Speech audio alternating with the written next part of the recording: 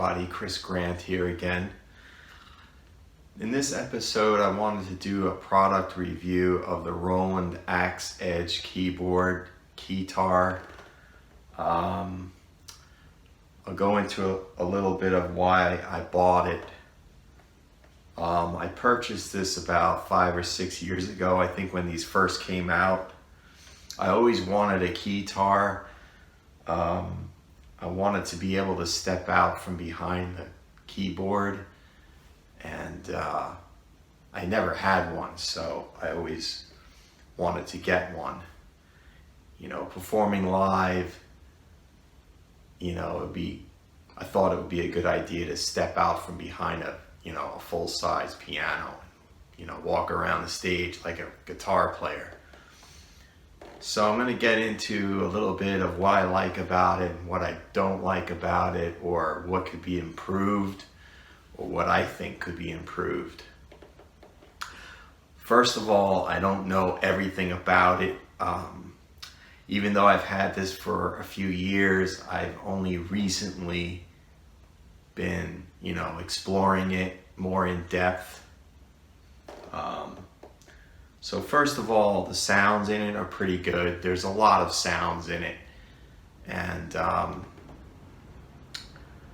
if you go into the app, there's even more sounds. If you put the app on your phone, you can go in and there's a full editing capability. You could split the piano in half. You could put, bass on one side and whatever instruments on another, and you can layer different sounds. So there's a lot you can do with this instrument. It's got a control bar here. You use your finger to do bends, and it's got another control to do like vibrato. There's a lot you can do with it. So I do like a lot of the sounds. Some of them are not usable to me. They're just not good quality. You'll have to search in the app to get the sounds that you like, because the ones that come standard might not be the ones that you like. And of course you can customize the sounds with the app and make any changes you want and customize it.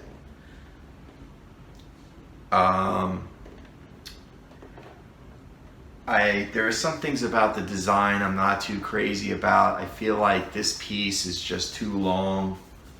I wish this was a little shorter. I also don't like this piece where the strap hangs onto. It sticks out. It's kind of a liability. You know that it's going to get caught or banged on something and break. So I really wish that this was not here. And I wish this was kind of a little shorter.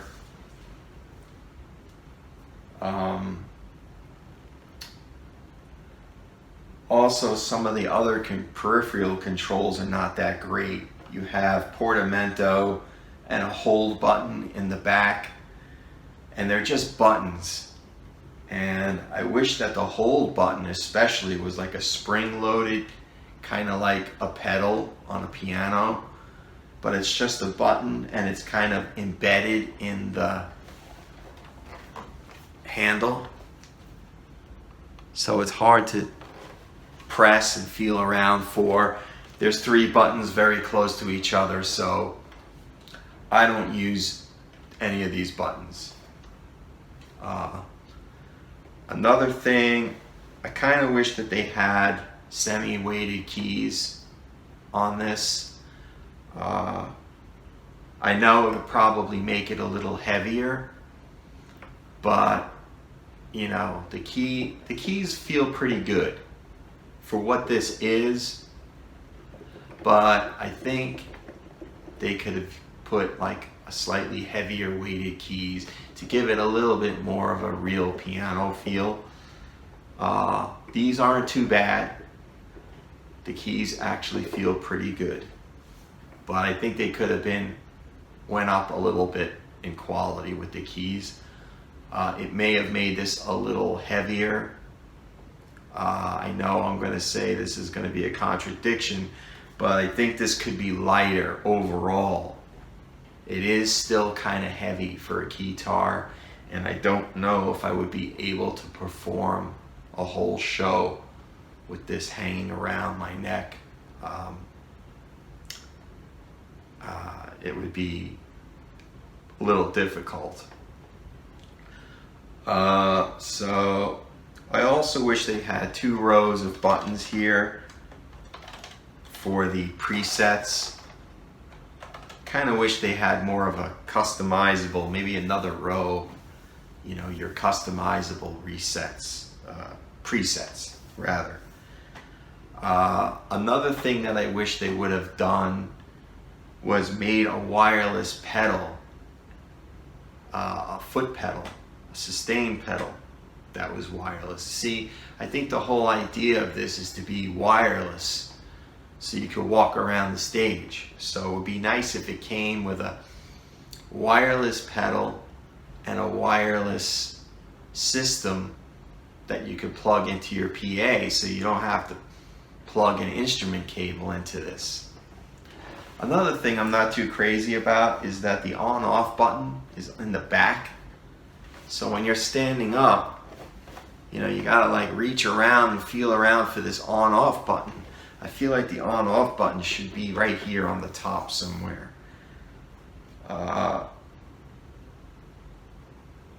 So the jury's still out for me. I like using it. I take it with me when I go on trips because it's nice and portable. So overall, I would give it an 8 out of 10. So like I said, I still haven't explored everything about it.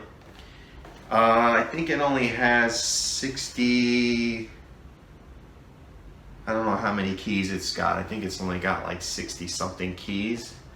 So it's not a full-size piano, but it does have a pretty good range. What I like about it is there's still a lot you can do. Obviously, you won't be able to play every kind of classical piece of music on this. You would have to, you know, play within the range of the octaves that are on this. You can do an octave up and an octave down on here to play in whatever area of the keyboard you want. So other than that, overall, I do like it. The batteries, it takes, I believe it only takes rechargeable batteries. So if you're buying this, you have to buy rechargeable batteries, and they don't really last that long. If you're playing this for a couple hours, you're going to go through the batteries and you're going to have to recharge them. So I also recommend buying a few extra sets of batteries and having them charge at all times. Of course, you can plug it in. It does come with a plug, so you can plug it into an outlet. But like I said, the whole idea is to be wireless. So other than that, overall, I do like it. And I do have a lot of fun with it. And I hope to do more with it in the future. And it's mainly for soloing. You know, if you're going to play a lot of soloing, and you can play it. It is a little difficult to play as a piano. You have to get used to it. So it might not be for everybody. If you're trying to get more out of it, you know, using 2 hands. So like I said, it's more of a soloing kind of instrument. But you can do whatever you want with it. So the sky's the limit. You determine, you know, what the limits are and how you want to use it.